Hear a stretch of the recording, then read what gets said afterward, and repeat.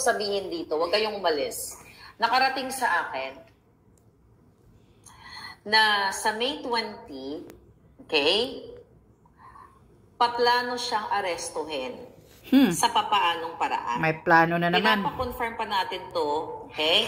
Pinapakonfirm pa natin to, pero kailangan nyong malaman, meron daw, okay, allegedly, ayon sa ating informante, na final na cyber libel case kay Agent Morales. Talagang dudurugin nila si Morales, ha? Kailangan ko itong sabihin sa inyo. Dahil ang plano ng bangag na gobyernong ito, demonyong gobyerno. Pala ako ngayon. Okay? Demonyong gobyerno. Ang plano ng bangag na gobyernong ito ay hindi nila ipapatuloy si Morales sa susunod na hearing. So nagtanim sila, nag-fabricate sila, allegedly, ng cyber libel case. Para pagpasok ni Morales sa Senado, dadamputin siya. Alam nyo yan. Pwede pong mangyari, pwedeng hindi. Pero ayon sa ating informante, Maharlika, kailangan mong sabihin sa taong bayan. Dahil hindi nga nagtagumpay si Jinggoy Estrada, si Escudero, si Zubiri, hindi sila nagtagumpay na pigilan si Senator Bato na stop na yung succeeding hearing. So ang kanilang evil plan, may tatlong kaso, merong silang final na bago, yung cyber libel, estafa, at 3 tao daw ang nag-file ng case. Ngayon, bago ito. Yung cyber libel, 2 weeks ago lang daw final. So, tinanong ko tinanong ko si Jonathan Morales, kanina, si Sir, kung may natanggap pa siya. Ang sabi, ayoko lang kasi sirain yung moment niya sa interview. Sabi ko, Sir, may natanggap ba kayong warrant sa PINA o anything na document dito sa cyber libel? Wala siyang kaalam-alam. Ngayon, sabi ko sa kanya, sige, let's talk about that. Mag-live na tayo kasi wala na tayong oras. Okay? So gusto kong sabihin, may nakarating po na may di umanong fabricated cyber libel case. Ang sabi nga po sa akin ng informante, Miss Maharlika, paghandain mo si Morales ng 120,000 pesos ba? Kasi yung piyansa daw sa cyber libel case is 40,000 dyan sa Pilipinas. 40,000 pesos plus dun sa dalawang case, basta total of 120,000. Ang sabi sa akin, kung may mga kakilalang abogado na tutulong kay Morales, paalertuhin niya na bago pa siya pumunta dun sa Senate. Ready na para kung ano yung mga legal nila, kung mayroon na siyang warrant of arrest na hindi niya alam, makapagpiyansa agad siya, then may abogado siya na tutulong sa kanya. Mga palangga, sinasabi ko to na baka sakaling hindi nila ituloy ito. Pero ngayon, alam nyo na. Hindi pa po ito alam ni Agent Morales itong mga sinasabi ko. Ang tanong ko lang sa kanya, na may alam mo ba na napailan ka ng cyber libel case o may dumating po ba sa inyo? Ang sabi niya, wala. So, ito yung plano. O plano o nagawa na. Tandaan nyo, May 20 ang next hearing. So, ayon sa ating informante, dahil hindi nagtagumpay ang jutang ng bangag na gobyernong ito, ay nag-file ng cyber libel. Remember, ito din yung ginawa nila sa akin. Nag-file ng cyber libel case, di ba?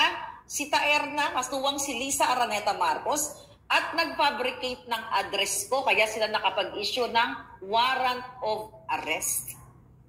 This is very Lisa Araneta, budol bangag. Ngayon, alam nyo na bayan, we are almost 23,000 live viewers across social media now. Ito po ang plano ng jutang ng bangag na gobyernong ito. Ipapadampot si Morales sa May 20. Okay? We are praying. Okay. We are praying, mga palangga, hindi ko makontrol yung boses ko, galit ako eh. Okay? We are praying, mga palangga, na hindi nila gagawin to. Pero ayon sa informante, na-file na ang cyber libel. Hindi alam kung sino, walang natanggap, si Jonathan Morales. So, bakit siya papailan ng cyber libel 2 weeks ago kung ito ay totoo? Yun na nga Bakit siya ipapadampot doon sa Senado kung walang weight, walang kwenta, o siya ay jukebox or what? Kaya nga. Kung walang saysay yung kanyang... Kung walang saysay, bakit gusto nilang i-bribe? Amin na siya ay pumirma. Kaya nga. Bakit gusto siyang gipitin ng gobyernong ito? Bakit? Kasi totoo. Ko, ito po ay, si Jonathan Morales ay inyong representante. Ito ginagawa sa kanya. Pwedeng gawin sa bawat Pilipino. Tama, ito yung correct. grabing paghaharas, pagigipit Harassment ng gobyernong ito. Tandaan ninyo, kailangan niya ng suporta. Kaya sabi ko sa sarili ko, hindi natin iiwanan si Sir. Yeah. Sa lahat ng pagigipit, since na pumasok siya sa gobyerno, na supposedly gobyerno ang tutulong sa kanya, narinig niyo. Ganun pala ang kalakaran sa PDEA, sa ibang mga ahensya ng gobyerno, na kahit hindi ka naka-witness ng isang krimen o pipilitin ka o tuturo ka na lang kahit nasa loob ka kahit nasa bahay mo, tatawagan ko, magtestimonya ka dito na kunyari na witness mo na ito si ganito, ganyan, nagpupulburon, O, dahil ito'y gaano kalungkot kung ikaw, isa sa kapatid mo, asawa mo, anak mo ang magiging biktima na nakatayo lang sa corner. Biglang dadamputin kasi itong agent na PDEA gusto niyang magkaroon siya ng accomplishment. Yeah. Ng record na nakahuli siya. Kahit yung hinuhuli niya, inosente. Ngayon naintindihan na natin kung bakit ayaw nilang pagsalitain si Jonathan. Bakit lahat sila pinagtutulungan halos? Bakit nila ginagang up kapag nagsasalita na ayaw, mamaya ka na or aagawin ni Kaya nga, i-interrupt ni Escudero. Intimidate. We have to protect Jonathan Morales. So yun ang sabi sa akin, Ms. Mari, kapag handain mo siya ng pangpiyansa. Grabe talaga Sinasabi itong namin gobyerno to sa'yo ito. kasi may nakikinig ang taong bayan sa iyo. So narinig nyo na mga kababayan. Oh my God. Gusto nyo ba ipagpatuloy yung ganitong klaseng bangag na gobyerno? Magsimula sa may isog paghaharap ng mga truck, ng mga traktora, panggigipit kay Glenn Chong, disbarment, pagigipit kay Maharlika, ipapagurgur ako, death threats. Nasaan ang pagbangon? Ang bumabangon ang mga jijimonyo. Ang bumabangon ang mga bangag. Correct. Ito po ang gusto nilang gawin kay Jonathan Morales. Huhulihin nila sa May 20. Na dapat hindi mangyari to. At dapat nandoon tayo kung malapit kayo doon sa lugar na yun, dapat susuportahan natin siya. Ito ang plano ni Lisa Araneta Mars kay Bangag at ni Bangag. Dahil gusto nilang hindi na magsalita si Jonathan Morales kasi damage na daw si Kuting. Akala ko ba jukebox siya? Akala ko ba walang saysay ito? Bakit etong pangaharas, panggigipit ang ginagawa nila? Kaya nga. Kasi na-expose na mismo sa CCTV na si Lisa Marcos at si Marcos Jr., kahit hindi siya pinangalanan doon, at itong si Kumar, ay mag-aaregluhin siya para hindi na siya magsalita. Si Jonathan, at sabi nga niya kanina, narinig ninyo, na kahit passport US visa, hingiin niya lang, pero pinili niya ang magsabi ng totoo.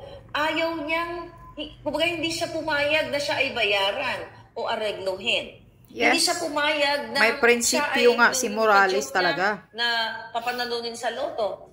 May panindigang agent. Siya. Nakita nyo naman, hindi ko na palangga siguro kailangan pang paulit-ulitin dahil na-witness no yung CCTV na unang nilabas niya sa channel ko. Ang sabi AI, deepfake, ito ay gawa-gawa ko lang. Umami na yung dalawa dun sa CCTV. I hope, mga kababayan, I hope magbuklod, maggumising kayo, magsalita kayo, men and women in uniform sa mga kawani ng gobyerno. Alam nyo po kung ano ang totoo. Mismo kayo mga kapulisan, mga kasundaluhan, nakakaranas ng panggigipit ng gobyernong ito. Nung kayo ay inisyuhan ng memorandum na bawal gumamit ng cellphone. Tinanggal nila ang karapatan ninyo na makausap ang inyong mga mahal sa buhay habang nasa trabaho kayo, na wala din naman kayo busy, na makapag-text kayo, anak, kumusta ka man dyan, sweetheart, ganito, ganyan, ganon. Diba? Na-witness ninyo, naranasan ninyo, men and women in uniform, nung kayo ay pinuwersa na magpalit ng inyong Facebook profile nang ilagay ay Bagong Pilipinas. Isa pa yan. Pinipilit. Coercion yan. It's the same thing na sinabi ni Jonathan Morales na siya ay pinilit na maging apayan o mag-testify, mag-testigo doon sa taong wala namang kasalanan na hanggang ngayon ay nagsuspend siya ng panahon na umattend sa mga hearing-hearing doon sa false testimony na pilit na sinisira ni Jinggoy Estrada at yung mga resource person doon na mga kasabwat ni Lisa Araneta Marcos. Mga palangga, nakakalungkot. But anyway, kailangan nating labanan ito. Ayan po yung email ni Agent Morales. Kung gusto niyo siya tulungan, mag-email lang kayo. Pero abangan ninyo, maaga pa kasi dito sa California, abangan ninyo, magkakaroon tayo ng live pulburon test challenge. Kanina galing ako ng pharmacy, bumili ako ng 2 test kits. Okay, isang para sa Coca-Cola, isa doon sa 7 kinds of droge. Okay? We will do it live. Okay? So, yun na lang muna. Maraming salamat sa 22,000 live viewers. Please share and